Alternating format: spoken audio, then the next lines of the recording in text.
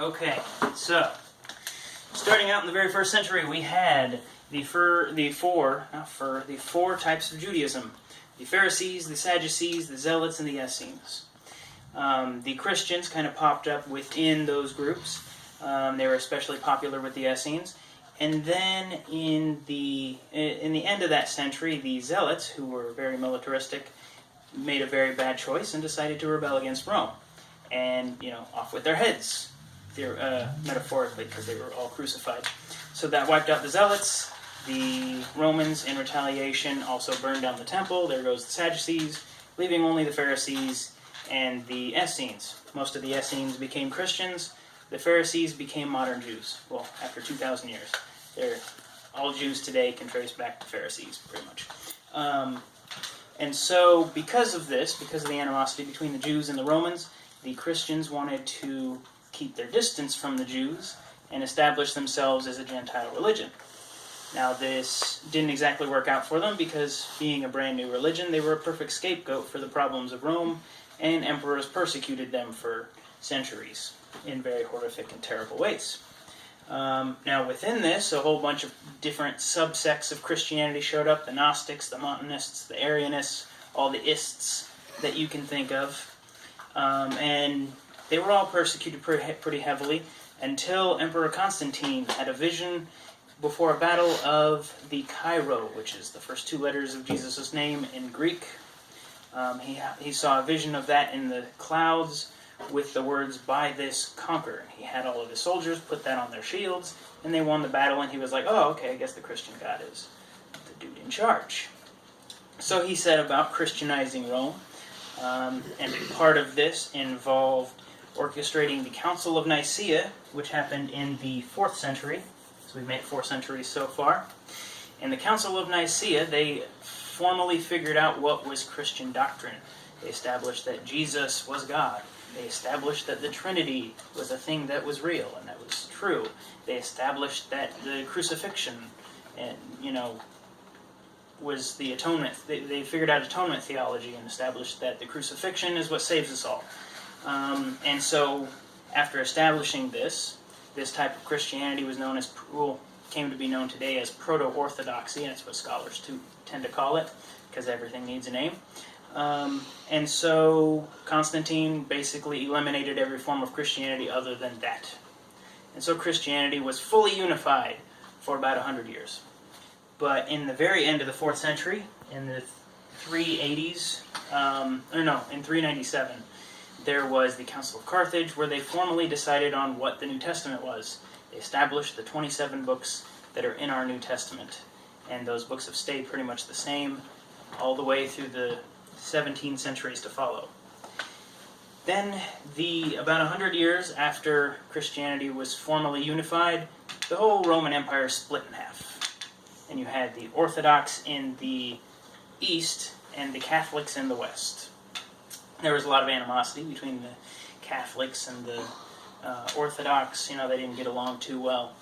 But in the 7th century, so now we've made it 7 centuries, a new religion showed up called Islam, led by Muhammad. The Muslims managed to take control of the Holy Land of Jerusalem, and the Christians didn't like that. So there were a number of crusades sent to go and retake the Holy Land. There was the People's Crusade that Keith talked about, where 40,000 people showed up, went to try and retake the Holy Land, and got slaughtered before they even came close. And then there was the First Crusade, initiated by Pope Urban II, I believe, who basically told everybody, if you go and retake the Holy Land, you'll get automatically into heaven. All your sins are forgiven. So 60,000 people show up, they go, they retake Jerusalem, boom, they win. Except that the Muslims retake Jerusalem almost immediately, and no crusade since then has been successful. They've all been horrible failures, including the Children's Crusade, where they decided, we'll send children to go retake the Holy Land. And the children who didn't drown along the way were enslaved. And then there was the Fourth Crusade, where the Christians kind of got off track and ended up in the capital of the Eastern Empire of Constantinople. And they saw some Christians who were dressed differently, spoke a different language, looked differently, had different traditions, and they said, these must be Muslims. and sacked the wrong city and killed a bunch of their own people. And so the Crusades kind of died off after a while. There wasn't really a formal end. Eventually they just kind of petered away.